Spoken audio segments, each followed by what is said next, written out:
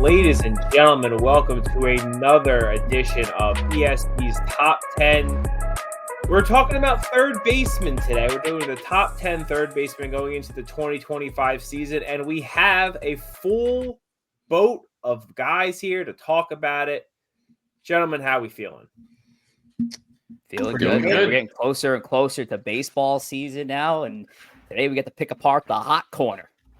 Oh, yeah. Yeah, it's getting a little hot here. It's 50 degrees in the Jersey area. So it's getting to be baseball weather. Yeah. Thomas, let's we're gonna start filling out this top 10, right? We certainly are. I'm gonna throw it to one of you three. Which one? Don't know. Someone start talking. I'll take that. We'll talk about our first three third basemen here. That's representing the top 10 list on the hot corner, starting at the number 10 position, and that is Alec Boehm. And Alec Boehm is a new entry to our top 10 list.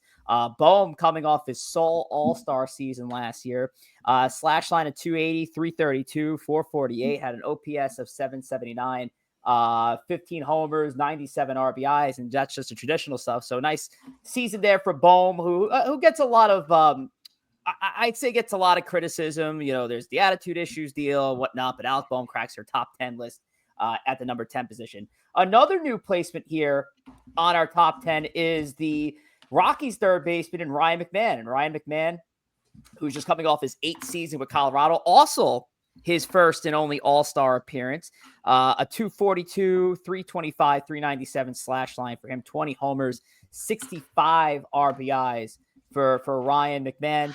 And finally, we have Isaac Paredes, who's no stranger to this list. Paredes was on our list last year as a member of the Tampa Bay Rays in our number 10 position. He moved up to number 8. Paredes traded in the offseason to the Houston Astros from the Chicago Cubs. So Paredes has been moving around over the last year. But Isaac Paredes, the young third baseman, last year hit 223, 325, 307, and OPS is 633. And that's with the Chicago Cubs. Not so great. But his Tampa Bay line from last year, a little bit better, 16 homers, a 792 OPS included in that. So let's touch on these third basemen, and let's throw it over back to Thomas. I want to talk. I want to talk about "Don't Call Me Isaac Paredes," as Rich might have called him Isaac Paredes as we were starting. Well, you know, if we had some pre-roll here, there was maybe an issue with some spelling, and Rich is going to get all red. Isaac, you suck. Same difference. Rich sucks Paredes. One of the interesting like baseball memes going around this off season has been he's like one of 4 guys who hasn't hit an opposite field home run in his career, which is pretty wild. Going to play really well down in Houston with the Crawford boxes, though. Another really interesting thing about Paredes is if you look at his Baseball Savant, which I know is a page that it's popular for a lot of people. His run value is positive and negative 77, but most of his batting numbers are bad. So I don't really know what to make of that. There he is, number 8 spot, moved up from 10. He's probably going to hit a bunch of homers in Houston. That's all I know. Yeah, so at the number 10 spot, we'll take a look at Alec Boehm. Alec Boehm is one of those guys got kind of a love-hate relationship with the city of Philadelphia right now. Has kind of developed into one of these, good, solid players on a day-to-day basis. 2023, he had 20 home runs with 97 RBIs, 274 average, and 327 on base percentage.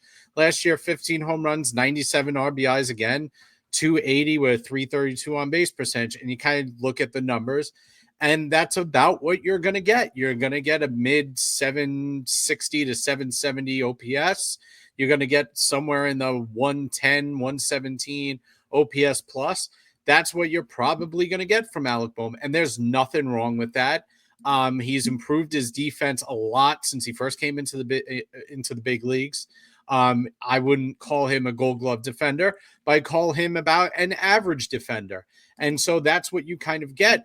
I think the big reason why he makes this list is if you look up and down the third baseman after the top 10, there are not many name brand household name third basemen outside of this list. So Alec Boehm seems to just be a slightly above average, third baseman, and that's enough to crack the top 10 on this, and a solid player.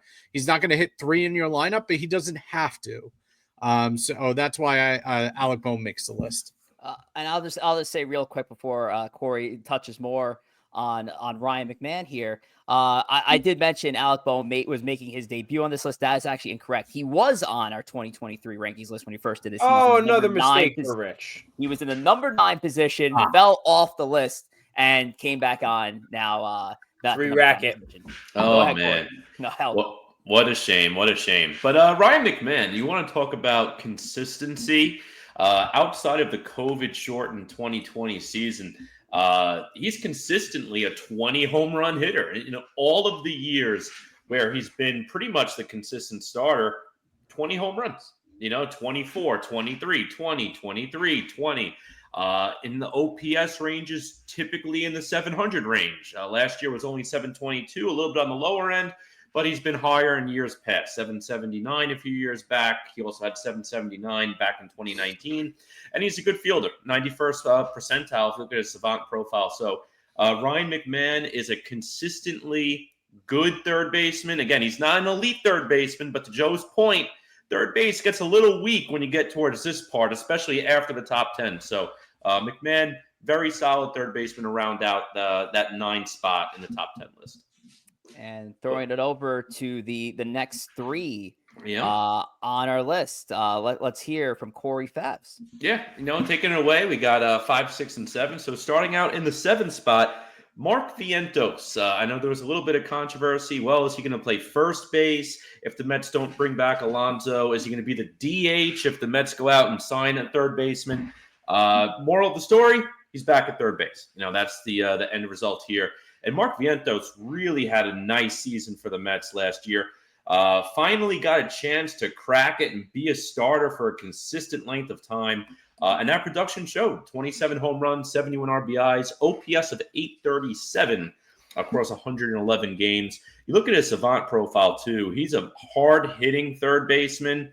The exit velocity in the 82nd percentile, barrel percentage, 92nd percentile. The thing that struggles a bit with Vientos is the glove. He looked a little better last year than in years past at third base, but he's still not a good third baseman. So hope to see those numbers go up slightly this year as he takes the starting job from day one. But it really is the glove that's the main concern with Vientos. In the 6th spot, you basically have the polar opposite player of Mark Vientos, and that's Nolan Arenado in the 6th spot. Maintains the 6th position from last year as well.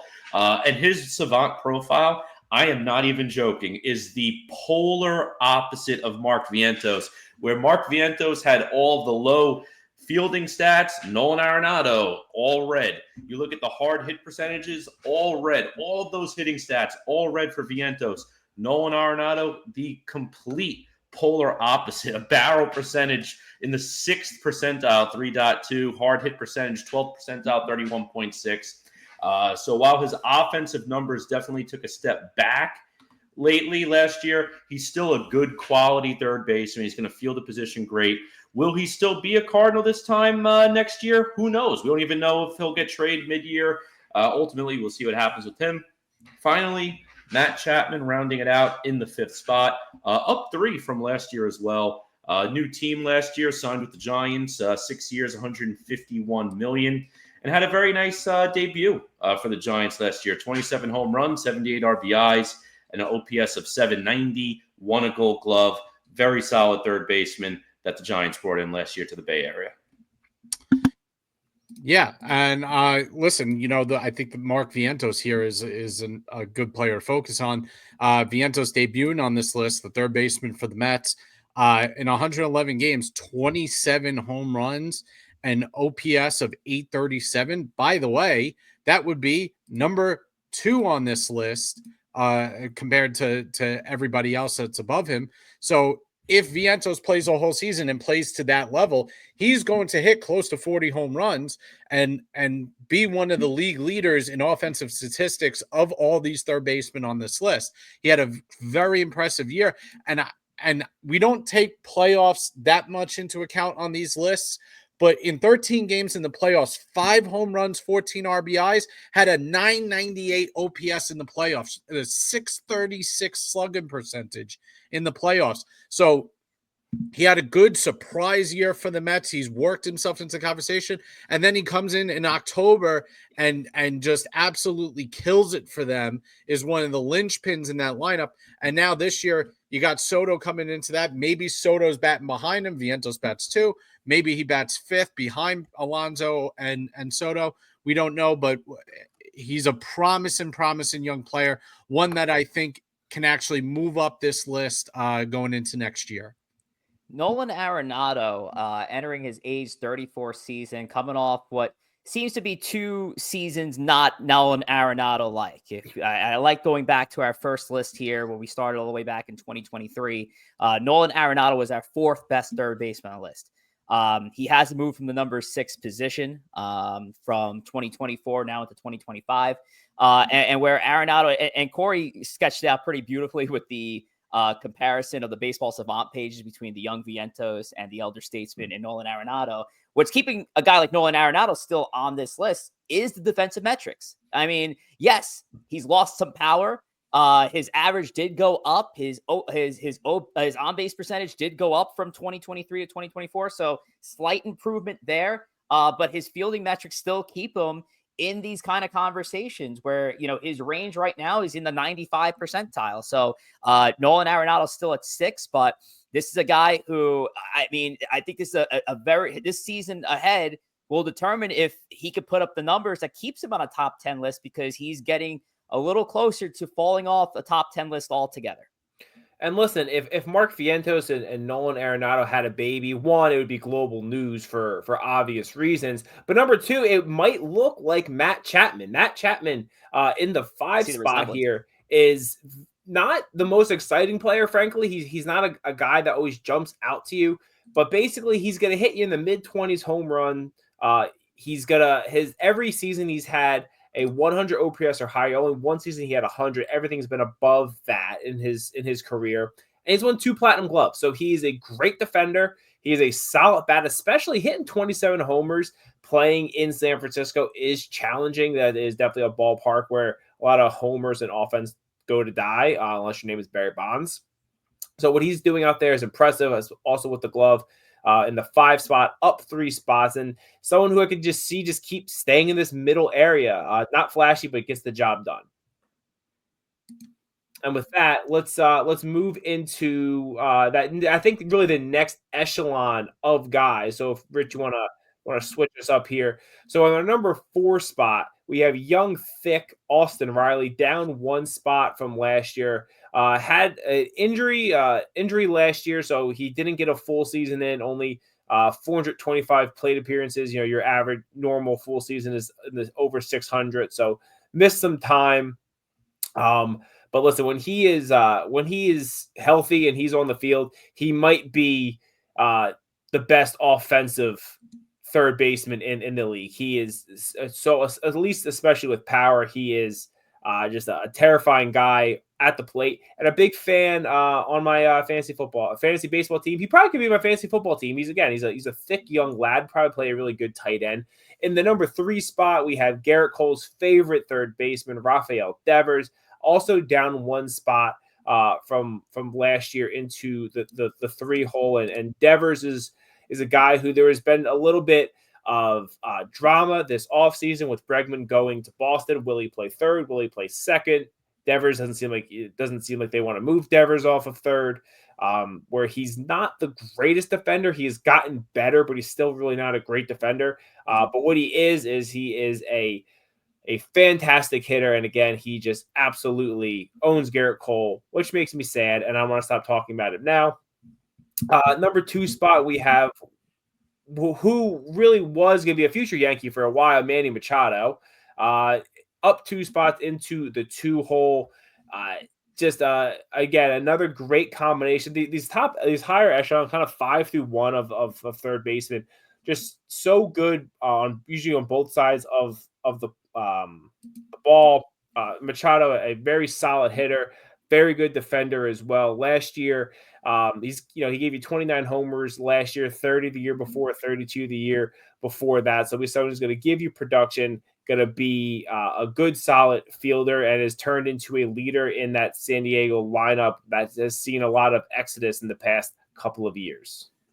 So I'll start talking about Rafael Devers. As a Yankee fan like Thomas is used to seeing Devers smash home runs against the Yankees, especially Garrett Cole, as Tom had mentioned before. But Rafael Devers, this is a very interesting scenario for Devers to be in when the Red Sox penned Alex Bregman to the 2-year contract, and it's kind of causing a little bit of an influx with the infield, and now you have Devers that's kind of saying, like, I'm sticking to, I'm a third baseman, I'm going to stay there. I don't plan on moving anywhere else. Alex Cora is saying otherwise. So that whole drama going on is something else, and that's a whole other story. But as of right now, we're treating Rafael Devers as for what it is. He's a third baseman, and a great one at that. Rafael Devers, second in OPS among all third basemen at 870. His advanced metrics still beat Red for his batting, 96th percentile in average exit velocity, 95th percentile in hard hit percentage,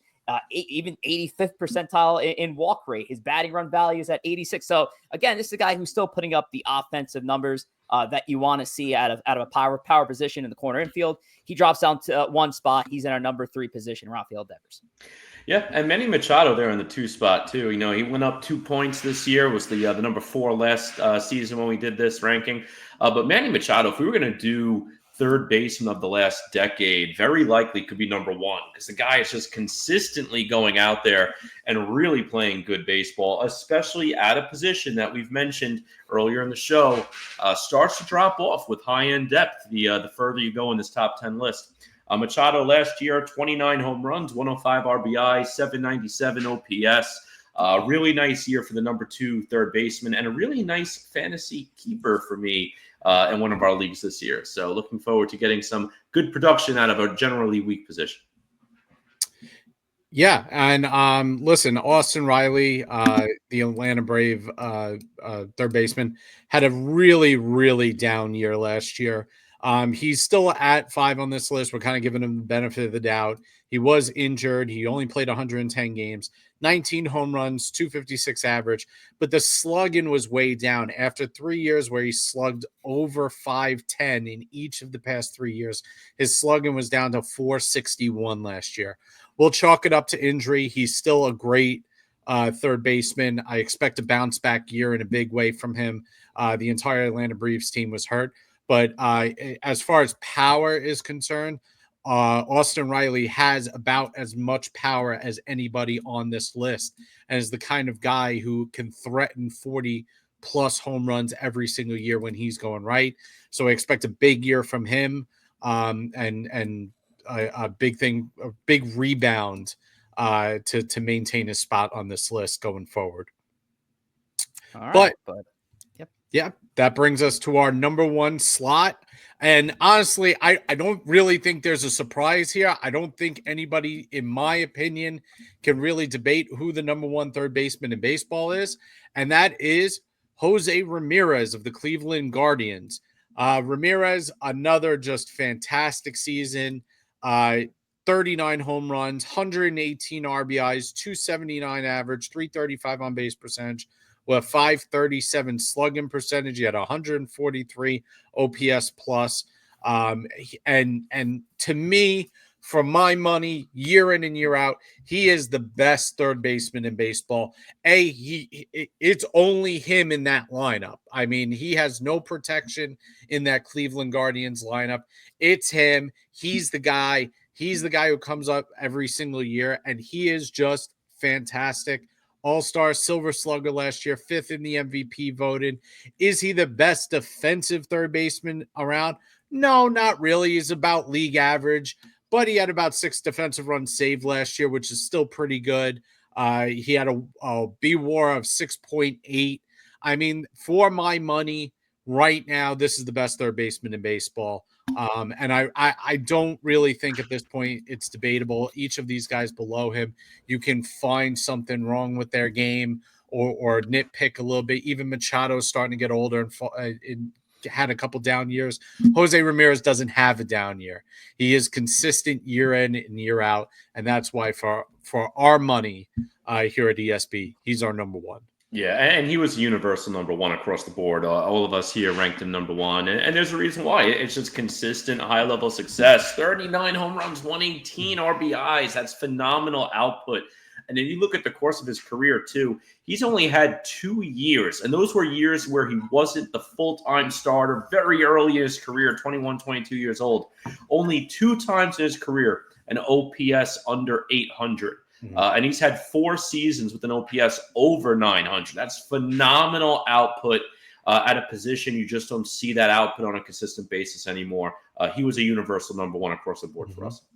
Well deserved. And outside of Alec Boehm hit 280 among third basemen, led all baseball in that category. Ramirez led all third basemen in home runs and RBIs, and was 1 point off from Boehm, and he would have had the triple crown for third baseman across MLB. But yes, Jose Ramirez 2 years in a row as our number 1 third baseman. He was our number 2 third baseman when we did this 3 years ago. And Manny Machado was at number 1 position. But yeah, Ramirez has had a stronghold there in that number 1 spot, not only with only our list, but many of the other writers' lists across the board as well. And again, this guy just doesn't simply go down. I mean, his K percentage, 98 percentile, whiff percentage, 93%. This guy is almost impossible to strike out. Jose Ramirez, our number 1 spot. Jose Ramirez, number 3 baseman, number 1 in our hearts. Did that make sense? Don't think so, but he is the number 1 ranked third baseman for ESB this year. And thanks for listening, and check us out for the next one.